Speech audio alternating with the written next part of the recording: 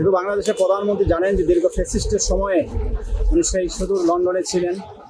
এখন লন্ডনে থেকে সারা বাংলাদেশের, সারা পৃথিবীর যে দৃশ্যগুলা, পৃথিবীর বিভিন্ন দেশের যে অভিজ্ঞতা নিয়ে বাংলাদেশে এসে বলেছিলেন আই হ্যাভ এ প্ল্যান, এটা আমরা বুঝতে পেরেছি, মনে প্রাণে ধারণ করেছি।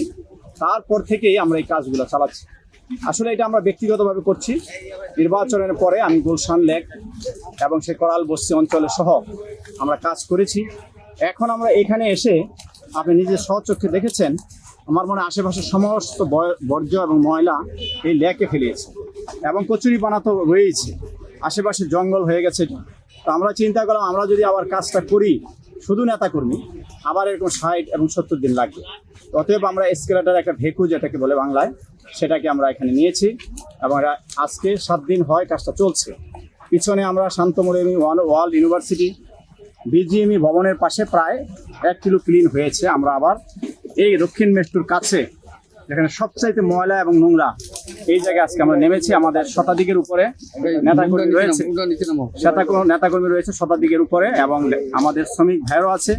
আমরা বড় আকারে আজকে, আমার ধারণা এখানে 3 দিন বা 4 দিন কাজ করলে আমরা এখানে হাফ কিলোতে বিশেষ করে সবচেয়ে বেশি যে ময়লা, এটা আমরা 4-5 দিন হবে, 4-5 দিন করলে আমরা এটা ক্লিন করতে পারবো।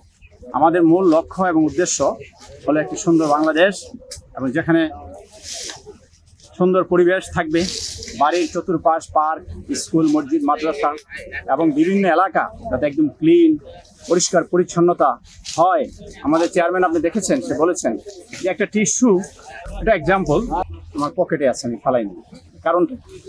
কারণটা হলো উনি চান যে মানুষ যে বর্জ্য যেখানে সেখানে ফলায়, খাবারের টিস্যু, চা খেয়ে রাস্তায় হাজার হাজার মানুষ, লক্ষ লক্ষ মানুষ, এদেশে কোটি কোটি মানুষ যারা বিভিন্ন দোকানে সন্ধ্যার পর বসে খাচ্ছেন, বাড়িঘরের ময়লা আশেপাশে ফেলাচ্ছেন, এই যে অবস্থা, এটার থেকে একটা পরিত্রাণ পাওয়া আমাদের দরকার।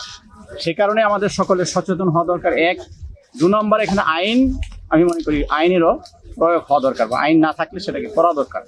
কারণ আপনি পৃথিবীতে দেখেছেন উন্নত দেশে একটা ডাস্টবিনে নোংরা ময়লা ফেলায়, আরেকটা ডাস্টবিনে পচা ময়লা ফেলে, আরেকটা ডাস্টবিনে শুকনা ময়লা ফেলে। কারণটা এই যে বিষয়গুলো, আর আমাদের মানুষ আমরা সচেতন না, সেজন্য এটা আইন দরকার, প্রয়োগও দরকার।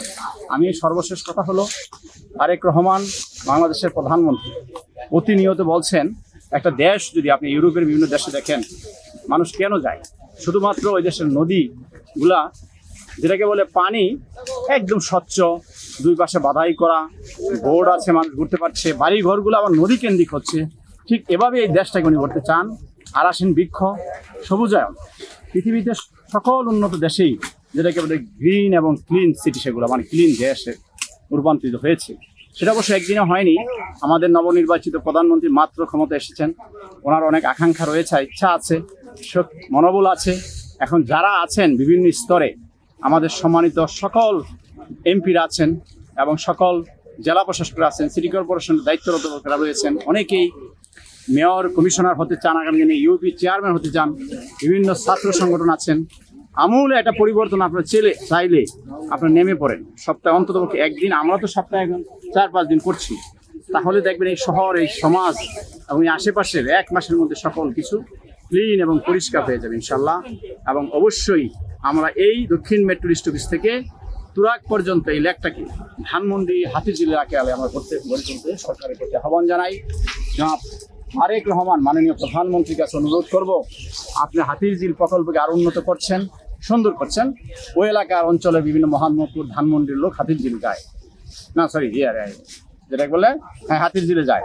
ধানমন্ডির লেকের জন্য ধানমন্ডি আশেপাশের অঞ্চলের মানুষ, মোহাম্মদপুর ওদিকের লোক আপনার ধানমন্ডি লেকে যায়, হাতিঝিলে যায় আপনার বাড্ডারামপুরের লোকজন, গুলশান সকলের লোক গুলশান। কিন্তু এই উত্তরায়, বৃহত্তর উত্তরা দেখেন, দক্ষিণখান, উত্তরখান, তুরাগ, টঙ্গী এবং আশুলিয়া, এটা একটা পর্যটন কেন্দ্র হিসেবে এটা গড়ে উঠতে পারে যদি ওভাবে এটাকে গড়ে তোলা হয়। এই বাজেটে, এই মাধ্যমে আমরা দ্রুত এটার বাস্তবায়ন আমরা দেখতে চাই। সরকার অনুরোধ করব দ্রুত বাস্তবায়ন এটা গ্রহণ করেন প্রকল্প আকারে।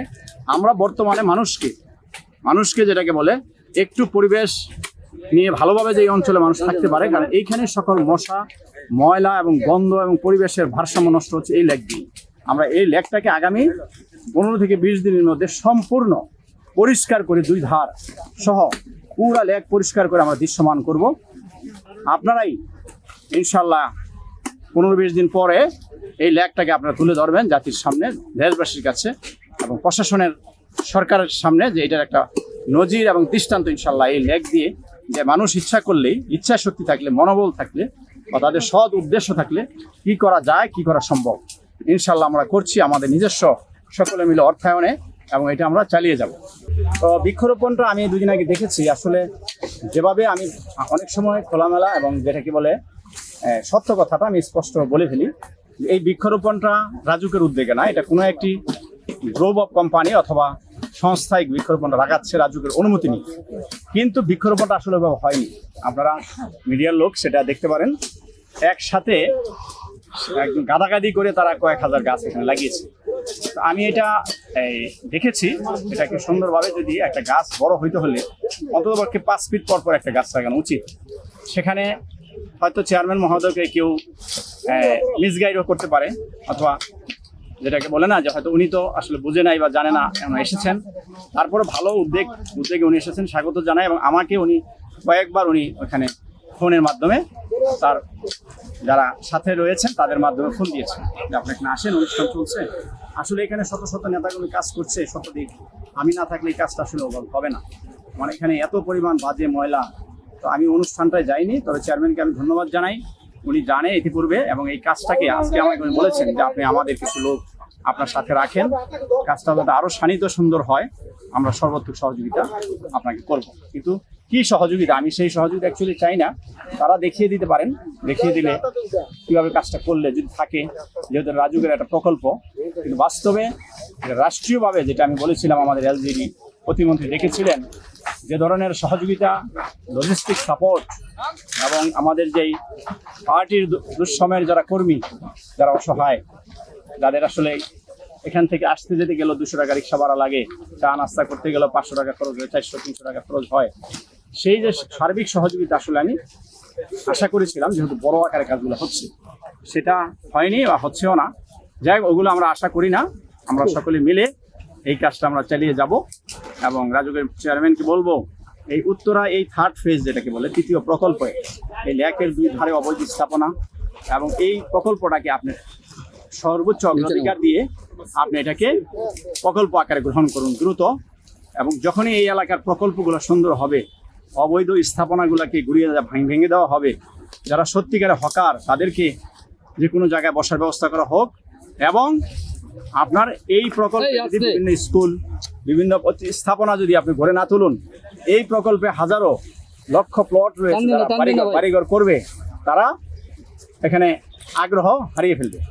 অতএব আপনি এই প্রকল্পের দিকে দ্রুত দৃষ্টি দেন এবং সুন্দরভাবে এই প্রকল্পে বিভিন্ন যে স্থাপনাগুলো আপনি গড়ে তুলুন।